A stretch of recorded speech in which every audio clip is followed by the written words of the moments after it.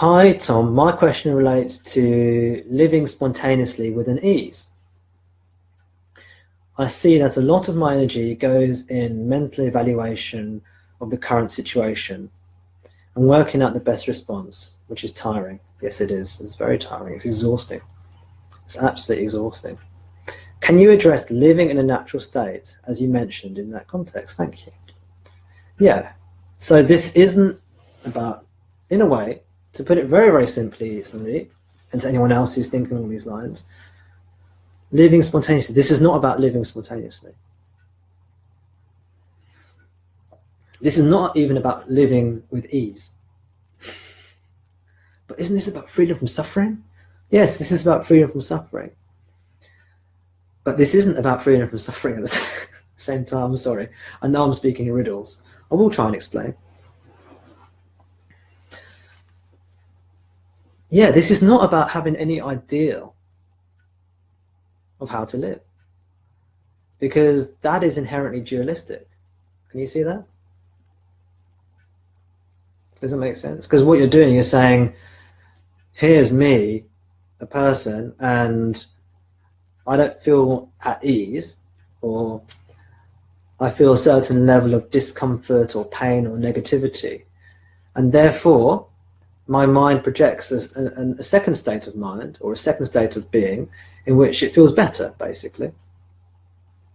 So really, the seeker, what the seeker really wants, the seeker might say they want to know about reincarnation or the law of attraction or about living with ease, but what the seeker really wants is to feel better. So yeah, think about that for yourself and see if it's true for you.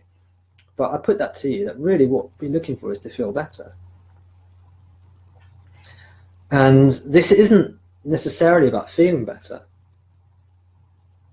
This is about being okay with whatever's happening.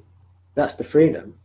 The freedom is about, okay, great, something really nice is happening, that's nice. Okay, something not so nice is happening, well, that's what's happening. Oh, something not very nice is happening, and now the body is taking action to try and correct that. Okay, well, that's just what's happening as well. Oh, I've noticed that the body and mind has just made a mistake in the way it's done something.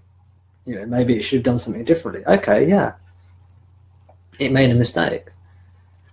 So, because life, it doesn't always feel good. Is that incredibly profound? Does anyone else realize that? Life doesn't always feel good. Of course it doesn't. So the mind then can project a state in which it always feels good, and then is trying to attain that. Do you get me? So the mind, generally speaking, is trying to attain a state of consciousness or a state of being which feels better. And that's the duality. That's the duality. And the non-duality is saying you don't really control how you feel. I mean, how are you going to feel tomorrow? Who knows how they're going to feel tomorrow? You've got no idea. I mean, you don't even know how you're going to feel an hour from now. And that is called spontaneous living, Sandeep. Just to sort of put it back in, I'm trying to be clever and use the words of your question. Because you said, my question relates to living spontaneously with an ease. Well, the spontaneous living is what's already happening. So I put a post up recently on my blog about prescriptions versus descriptions. So spontaneous living isn't like a state that you've got to attain. It's not a target you've got to achieve. It is a description of life.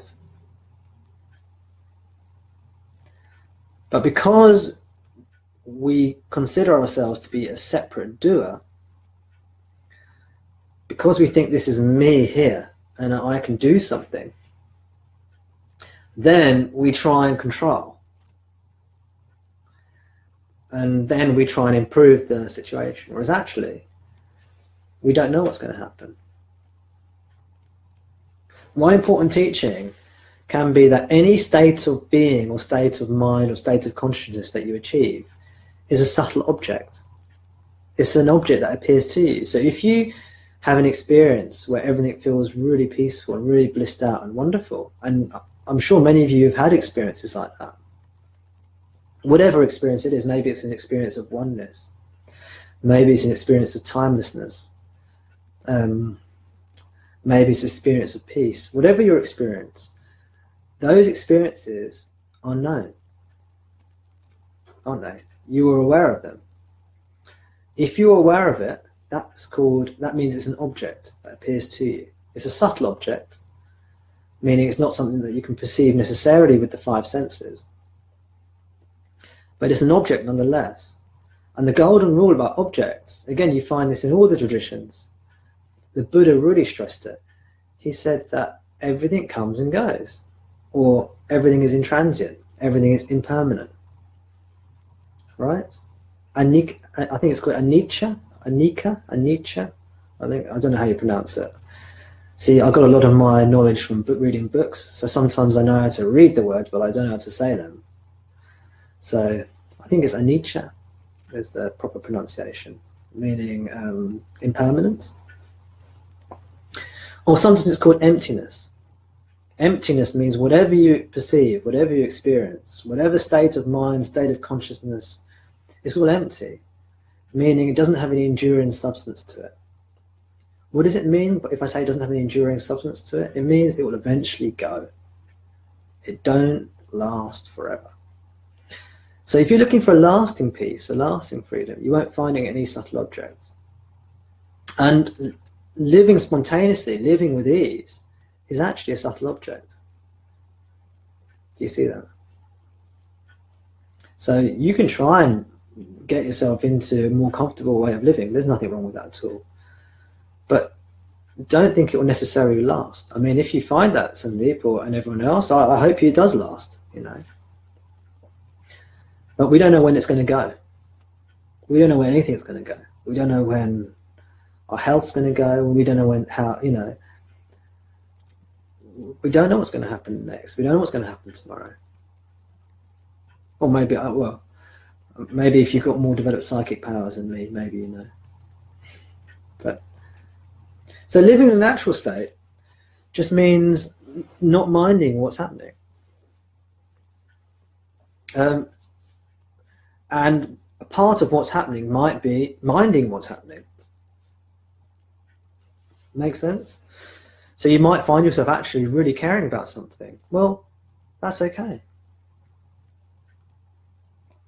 Often what happens to people on the spiritual journey is the opposite. Often you find that you stop caring about things that you used to be very passionate about. Maybe you were really into politics or animal rights, or whatever it is, stamp collecting. Whatever it is you might be really into. And it's often what happens during the spiritual search is a lot of these interests and passions start to die away, because the fulfillment that we were